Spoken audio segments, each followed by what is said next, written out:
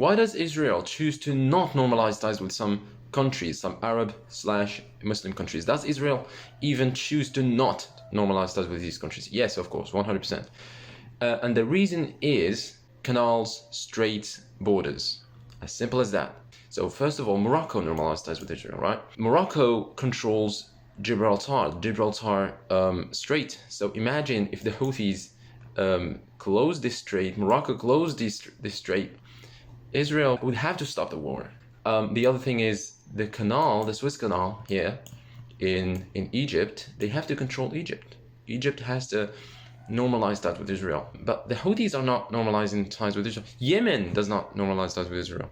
What's going on, right? Is my theory now wrong? No, absolutely not. That's a video for later. That's a video for later. I'm going to talk about the history of Yemen, the nature of Yemen, the Yemenis people, why you cannot leave. Basically, okay, Yemen was given to Iran, okay, the Shiites. So you have the Suez Canal, you have the Gibraltar Strait, you have the Hormuz Strait. You can argue that, well, this area here belongs to Oman instead of the UAE, which normalized ties with Israel, right? That's why we're talking about the UAE, because they normalized ties with Israel. They're more Israeli than the Israelis. It's crazy. But you could argue that this place here, this area, these mountains, belong to Oman. So basically, it's Oman that controls the strait. No. So in a potential war, the UAE can just conquer these places. It's very easy. And of course, you have Iran on the other side of the strait. But the UAE itself is also a strong economy. So you have to be careful. You have to be careful.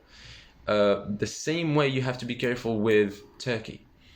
Turkey has a strong economy, strong army, strong this, strong that. They're strong, okay? So that's the fourth factor I should have mentioned, besides, of course, the canals, straits, and borders. Egypt, we said Egypt shares borders with Israel. So obviously that's strategic. You have to control Egypt, but that's not the only reason, by the way. So if you look at what's happening in Egypt, you soon start to realize that this is all by design, right? Because what does the prophecy say? It says the Egyptians are going to kill each other. There's going to be a civil war. There's going to be thirst. All right, thirst. This is key.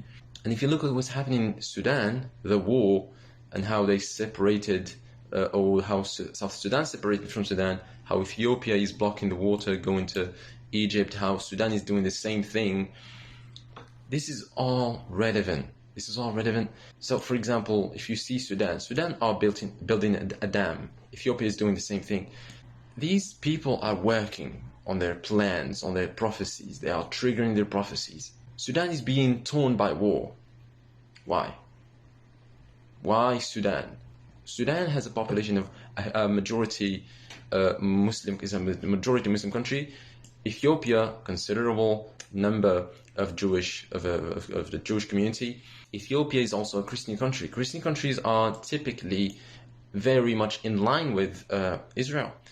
So they're not being destabilized the way Sudan is being destabilized because of the Muslim majority in Sudan. They're difficult to, get on board with whatever you're planning. So you have to make them fight each other, make them tear their country apart, just in order to make the prophecy from Isaiah eventuate about Egypt. You want to make him die of thirst, and Abdel Fattah al-Sisi is also helping. Ironically enough, he's an Egyptian. He's also helping this very wicked plan of destroying Egypt, and the economy of Egypt has already been destroyed.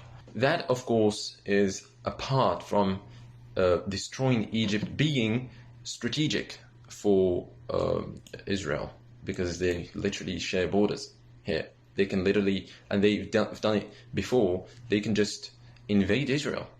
So that's a problem for Israel. Jordan is another thing. Of course, they have borders that they share with Israel. And obviously you have Syria and Lebanon, which are also controlled by the Shia, by Iran. Why are they not normalizing ties with Israel? The answer to that question is the same answer to the question of why are the Yemenis, the Houthis, are not normalizing ties with Israel. Besides, Syria has been destroyed, has been destabilized. So Israel does not have to worry about Syria any more than it worries about the West Bank, for example. But the main answer to that question is really they are Shiite-controlled area or areas, right? That's the reason why. So Shia do not normalize ties with Israel. We know that. Why? Why do they not normalize ties with Israel? Well, next video, inshallah, we're going to be answering that question, so stay tuned. About Saudi Arabia expressing intention and will to normalize ties with Israel, why are they only now coming out and saying that? Well, the answer is stood there for us. It's the Ben Gurion Canal. You have to make it official. The Ben Gurion Canal comes from right through the United Arab Emirates, through Saudi Arabia, Jordan, occupied Palestine, Gaza, Mediterranean Ocean. So that's the line required for the Ben Gurion Canal.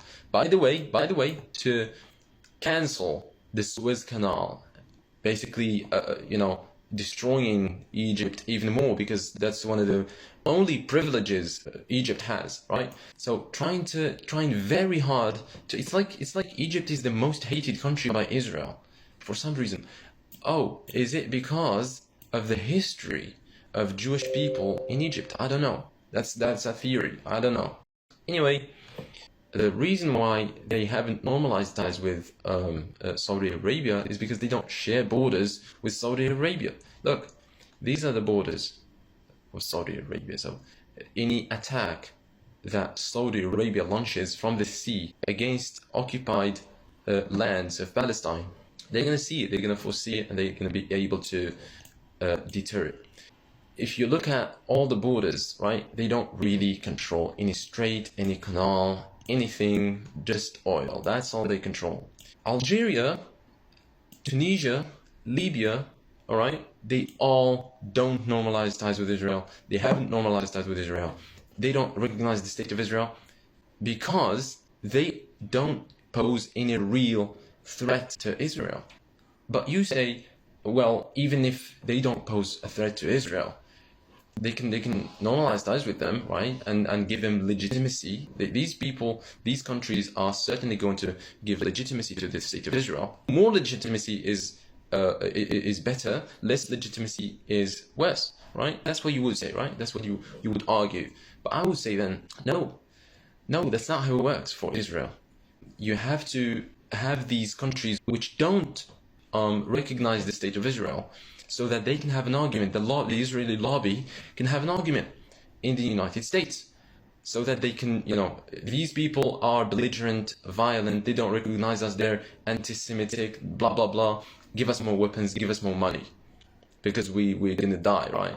They're gonna kill us. That's an argument the Israeli lobby uses in the United States. Look at these non-friend countries, Muslim countries, anti-Semitic countries.